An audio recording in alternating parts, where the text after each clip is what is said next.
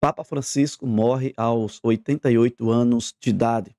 Ele que nasceu em 1936 e que faleceu agora no dia 21 de abril de 2025.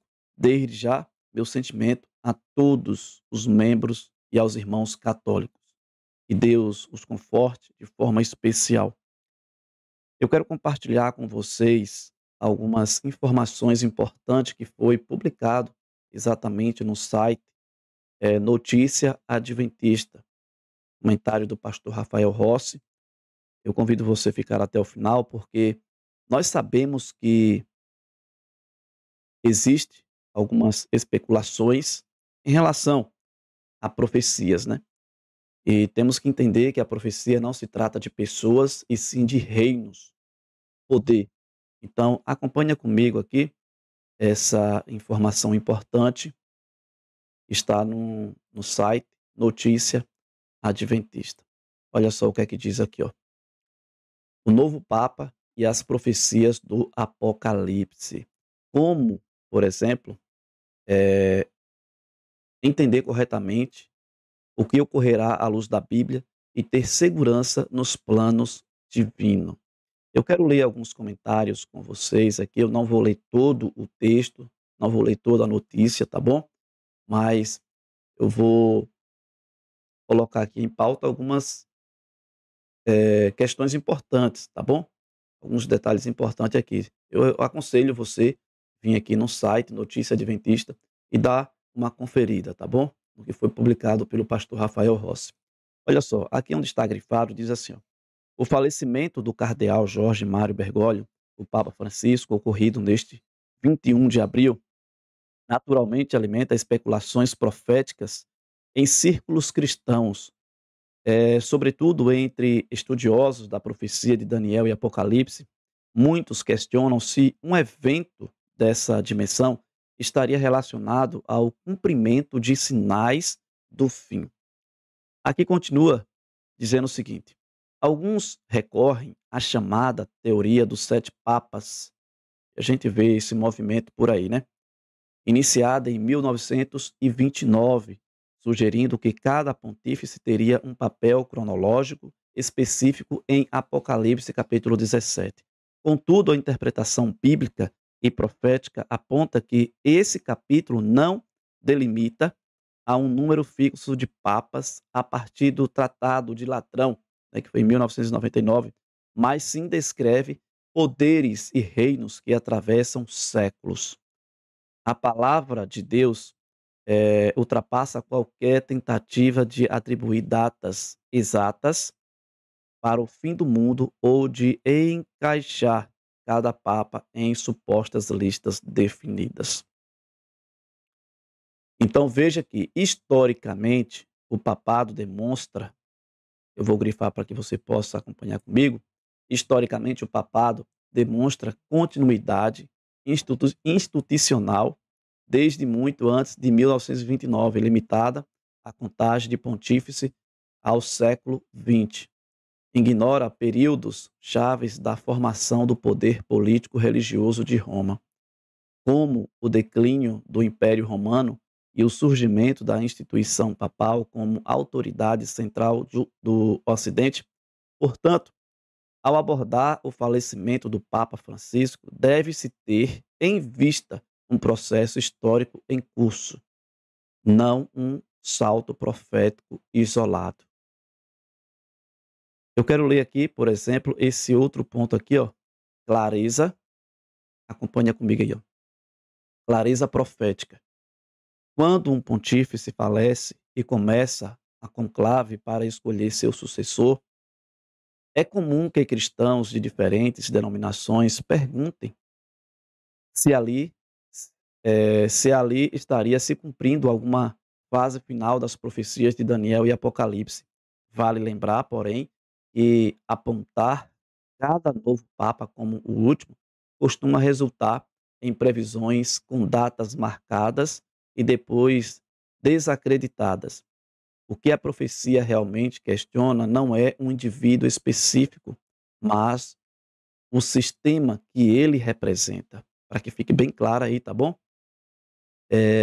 aquele que, ao longo da história, reivindica a autoridade acima das Escrituras, em contraste com o ideal protestante e bíblico de que a palavra de Deus é a regra suprema da fé.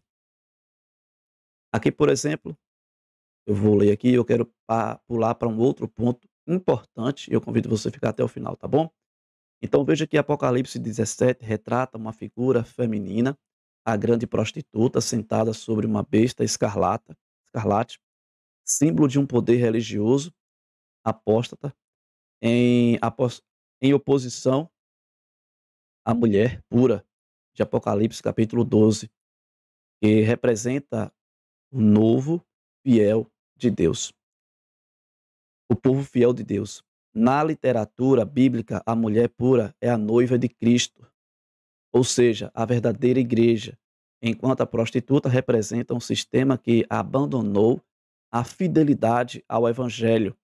É exatamente essa Babilônia mística, com suas doutrinas falsas, seu sincretismo e sua influência política, que o livro do Apocalipse denuncia como caiu em Apocalipse 14, versículo 8, e o capítulo 18, versículo 2. Agora lê comigo esse outro ponto aqui, já estamos finalizando, tá bom? Esse outro ponto que diz assim, ó: a profecia descreve também três poderes. Presta bem atenção, três poderes se unindo para reunir o mundo na batalha do Amargedon. O dragão, Satanás e as religiões não cristã ou seculares que se opõem à Bíblia. A besta do mar, identificada como o papado medieval, que reviveu após sua ferida histórica. E a besta da terra, o falso profeta, protestantismo apostatado, perdão, que corrobora práticas e ensinos divorciados da palavra de Deus.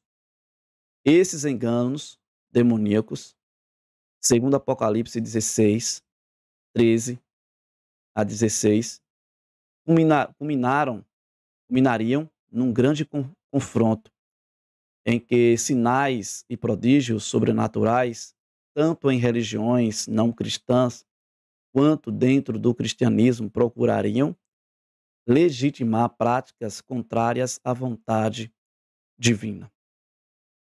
Aqui eu finalizo, aqui por exemplo, para que você, eu estou só lendo para que você possa ter uma noção, tá bom? Então veja que olhar voltado às escrituras. O cristão que estuda a Bíblia é convidado a evitar sensacionalismo sobre contagens papais e interpretações estritamente cronológicas de Apocalipse 17. Para não perder de vista o verdadeiro significado profético, em vez disso, precisa reconhecer o papel histórico e sociopolítico do papado, sem ignorar as controvérsias decorrentes de exaltar tradições acima das escrituras. A tentação de impor moralidade por meio de leis ou convenções políticos religiosas não se coaduna com o espírito do evangelho, pois o chamado divino é a conversão pessoal e a obediência voluntária, não a coerção política. Então está aí. Eu vou deixar com que você acompanhe esse ponto, essa notícia que foi publicada aqui no site Notícia Adventista. Deixa eu ver só aqui um outro ponto aqui que eu queria ler com vocês. Aqui. Eu vou ler esses dois aqui, tá bom? Aqui, ó, para a gente finalizar. Diz assim, ó. Esse aqui que é importante também. É imprescindível, perdão, mais uma vez, reiterar que o desenrolar final dos acontecimentos não depende de um único pontífice, mas do conjunto de poderes religiosos e políticos que erguerão para desafiar a soberania divina. Por isso, a Igreja Adventista do Sétimo Dia convoca todos a voltarem-se para o assim diz o Senhor, confiando na sua redentora de Cristo e sendo fortalecidos para obedecer a toda a vontade de Deus. Essa obediência é longe de ser legalismo, expressa amor e gratidão ao Criador e Redentor. E aqui, por último, a gente finaliza. Seja qual for a mudança do cenário geopolítico, eclesiástico, incluindo a morte de figuras notórias ou a eleição de novos líderes, as orientações bíblicas permanecem firmes. Falem e hajam como quem vai ser julgado pela lei da liberdade. Tiago, capítulo 2, versículo 12. Em Apocalipse encontramos também um grito divino que rompe a escuridão. Sai dela, povo meu. Apocalipse 18, versículo 4. No plano espiritual, Cristo vem até nós, dizendo: é a hora de partir. Venham, pois o lar seguro é por aqui. Então, que Deus ele te abençoe de forma especial. Está aqui algumas informações importantes para que você fique atento ao cenário profético, tá bom? Está aqui, ó, notícia adventista. Você pode dar uma pesquisada, você pode ler ele por inteiro. Eu tenho certeza que você será abençoado na sua leitura. Você chegará a uma compreensão eh, bem detalhada em relação à profecia, tá bom? Lembrando que a profecia não se trata de pessoa, e sim de poderes, né, e reinos. Isso de forma histórica. Então que Deus ele te abençoe de forma especial.